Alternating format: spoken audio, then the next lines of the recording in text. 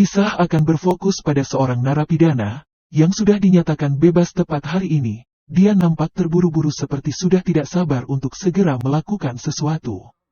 Pria ini dipanggil dengan nama Driver. Of the good in you, I can speak. What you went through in here, I wouldn't wish on any man. Sesaat setelah keluar, Driver langsung lari menuju ke sebuah tempat mobil bekas.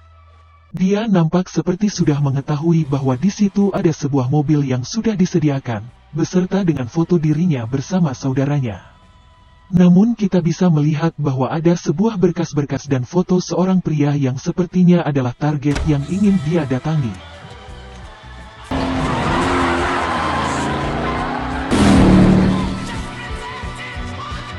Benar saja, si Driver langsung mendatangi pria itu di sebuah kantor dan membunuhnya tanpa rasa ragu sedikitpun.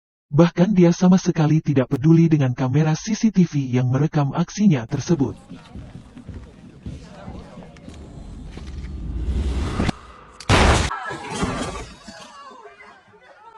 Di sisi lain, kita akan melihat seorang pecandu narkoba yang terlihat sedang membeli barang haram tersebut.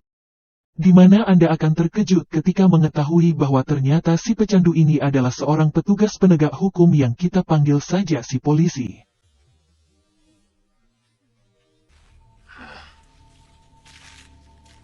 Dengan gaya selengean dan udut di sembarang tempat, si polisi mendatangi TKP kasus pembunuhan yang dilakukan si Driver tadi. Di mana si polisi wanita nampak terkejut ketika mengetahui bahwa dirinya harus bekerja sama dengan si polisi yang reputasinya dikenal sangat buruk sekali.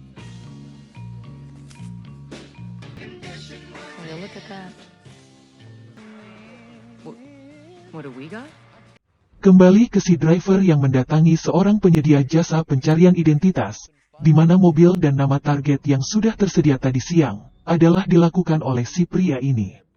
Sesuai kesepakatan si Driver memberikan uang yang akan ditukar dengan daftar nama target yang akan si Driver bunuh, di mana saat si pria ingin negosiasi ulang harga, Driver pun menolak melakukan hal tersebut.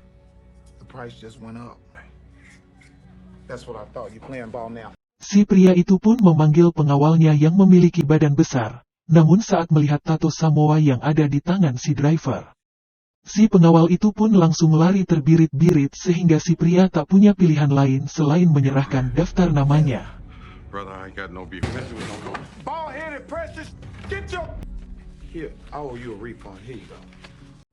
Sementara itu si polisi dan poluan pun terlihat sedang menganalisa rekaman video saat ini sedang di kantor tadi siang terjadi, di mana si poluan yakin bahwa pembunuhan ini berlatarkan balas dendam. Karena dari ekspresi si korban terlihat dia sudah mengenal si Driver dan nampak sudah tahu bahwa dia akan membunuhnya. Entah sebenci apa si Driver kepada para target yang nampak seperti bukan orang-orang jahat, karena jika dilihat dari foto dan pekerjaannya, mereka seperti orang baik yang memiliki pekerjaan yang baik, tapi entahlah.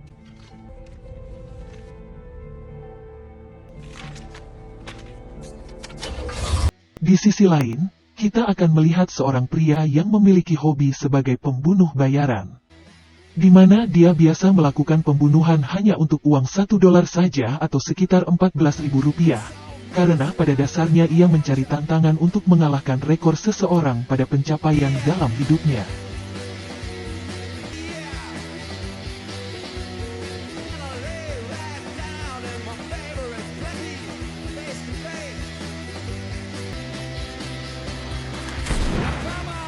Dia pun mendapat telepon dari The Continental atau perusahaan yang menaungi para pembunuh bayaran, bahwasanya ada seorang klien yang ingin menyewa dirinya untuk membunuh seseorang target yaitu Driver.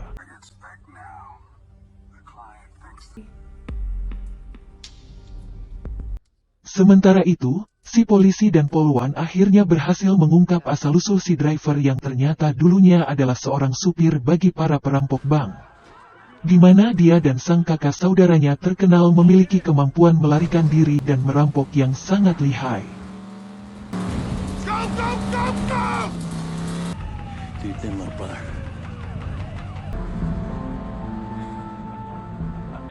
Namun selesai menjalankan aksinya mereka pun disergap oleh kelompok lain.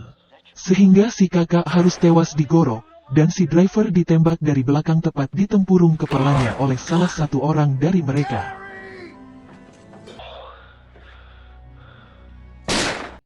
Sehingga sekarang semuanya menjadi masuk akal. Ketika si driver sangat ingin membunuh mereka semua karena dengan bangkitnya dia dari kematian. Kembali ke si driver yang berhasil menemukan alamat pelaku kedua, yaitu seorang kakek yang ikut terlibat dalam penyerapan di masa lalu, di mana si driver langsung mendobrak masuk rumah dan menembak kepalanya tanpa ada basa-basi sedikitpun.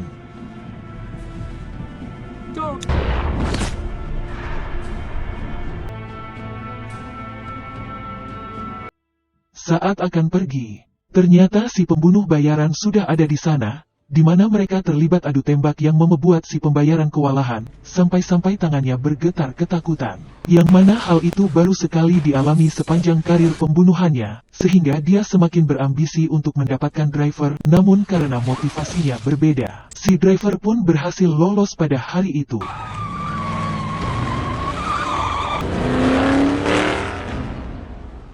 Tanpa membuang waktu, si driver langsung menuju ke pelaku ketiga yang sekarang bekerja sebagai staf keamanan di sebuah klub malam. Di mana saat si driver menjalani pemeriksaan oleh seorang penjaga, di situ kita bisa melihat wajah dan tatapan dendam yang tak sabar untuk membunuh. Di mana si driver masih ingat betul bahwa tangan pria itulah orang yang telah menggorok leher saudara laki-lakinya dengan sebuah tusukan penghancur es. Si driver mendatanginya di toilet kemudian menguncinya dari dalam, di mana si driver bisa dengan mudah menikamnya beberapa kali sampai si pelaku ketiga ngajongkeng tak berdaya.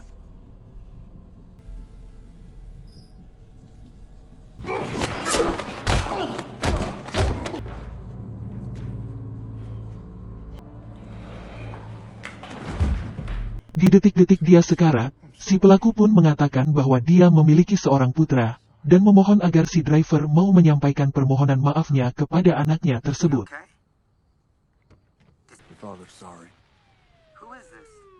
Di sisi lain, si pembunuh bayaran terlihat sangat bahagia, karena baru saja menikah. Dia mengatakan kepada istrinya bahwa dirinya akan pensiun dari pekerjaan membunuhnya.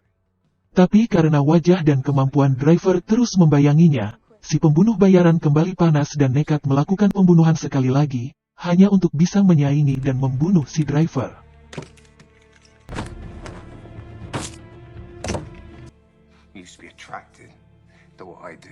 Kembali ke si driver yang sedang dalam perjalanan menuju pelaku keempat, di mana mobilnya tiba-tiba terhenti saat mendengar berita di radio bahwa pelaku ketiga yang tadi dia bunuh ternyata belum meninggal dan sedang dirawat di rumah sakit dengan kondisi kritis. Sehingga si driver memutuskan untuk putar balik dan menyelesaikan apa yang sudah dia mulai.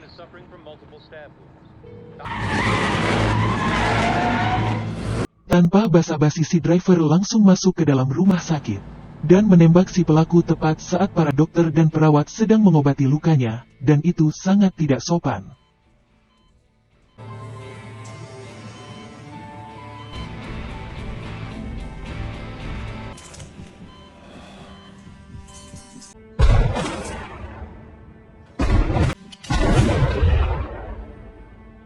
Si polisi yang kebetulan ada di sana langsung bergerak ketika mendengar suara tembakan, di mana dia mencoba mengejar si driver ke ruang bawah tanah, namun tiba-tiba, dan si driver sudah berada tepat di depan si polisi yang sudah pasrah, dan ikhlas jika dirinya harus tewas di tangan si driver.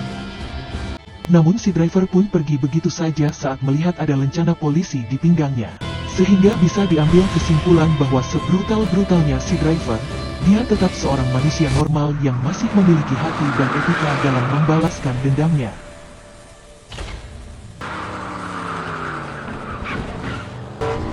Saat akan pergi si driver pun langsung disambut oleh pembunuh bayaran yang berambisi mendapatkannya, di mana mereka terlibat kejar-kejaran yang membuat si pembunuh bayaran terpojok.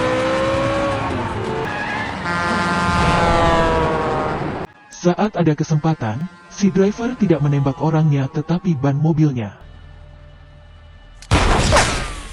Di mana si pembunuh bayaran justru membalasnya dengan tembakan mematikan, yang berhasil menyerempet leher dari si driver. Singkat cerita, esok pagi pun tiba, si driver pun terlihat sedang dalam perjalanan menuju pelaku keempat alias pelaku terakhir yang menjadi target buruannya. Di mana si pelaku yang satu ini akan sangat amat membuat si driver dibuat sangat dilema. Karena sekarang si pelaku benar-benar sudah taubat dan berprofesi sebagai seorang pendeta yang sangat taat. Selesai khotbah, si driver pun menemui si pelaku di belakang panggung. Di mana saat ada anak dan istrinya masuk, dia pun meminta mereka untuk pulang duluan karena dirinya masih ada urusan dengan si driver.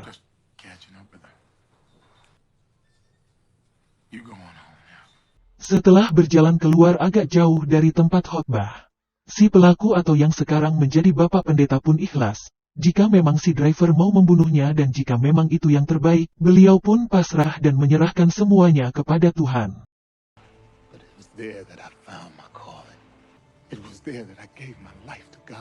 Dengan emosi yang meluap-luap dan jiwa yang dipenuhi amarah, ternyata tidak membuat si driver menutup hatinya. Karena ternyata masih ada sedikit hati nurani di dalam dirinya, sehingga dia memutuskan untuk membiarkan si pelaku hidup, agar bisa memberikan hal positif kepada orang-orang banyak. Ketika semuanya selesai dan dendam saudaranya sudah terbalaskan, si driver pun duduk di bangku jemaat. Namun tiba-tiba muncul si pembunuh bayaran yang langsung menodongkan pistol kepadanya dan meminta sedikit hormat sebagai sesama pembunuh.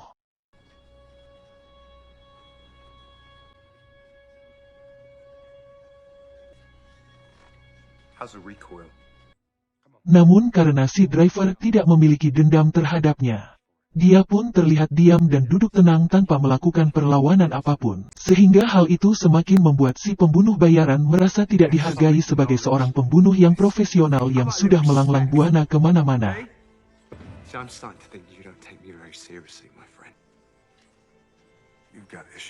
Dan ketika si pembunuh bayaran akan menembaknya, muncullah sang polisi datang ke lokasi dan meminta si pembunuh bayaran untuk menurunkan senjatanya. Dan akhirnya terkuak fakta yang mengejutkan bahwasanya si polisilah orang yang telah menyewa si pembunuh bayaran untuk membunuhnya, dan tiba-tiba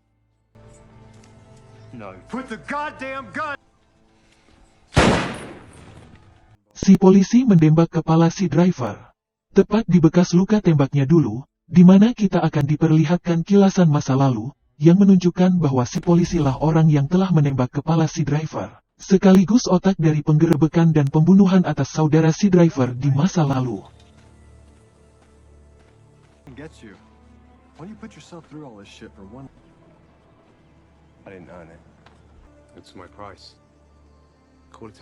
Di saat bersamaan, kita akan melihat si polwan yang sedang dalam perjalanan menuju ke TKP, dan dia terkejut saat melihat berkas-berkas yang baru saja dia terima, karena di situ terdapat 5 pelaku termasuk si polisi, di mana 4 pelaku itu dulunya adalah para informan yang dikendalikan langsung oleh si polisi tersebut. No reason. Okay, and I felt sorry for him, so I caved. Marina? Kembali ke si polisi yang sedang teteleponan romantis dengan sang istri, di mana dia mengatakan bahwa dirinya akan segera pulang dan ingin segera melakukan olahraga, tapi tiba-tiba dan ternyata si driver masih hidup, berkat plat besi yang digunakan untuk menyambungkan tengkorak kepalanya yang pecah akibat tembakan polisi di masa lalu, sehingga si polisi tidak jadi olahraga dengan istrinya. Karena si driver harus membunuhnya saat itu juga.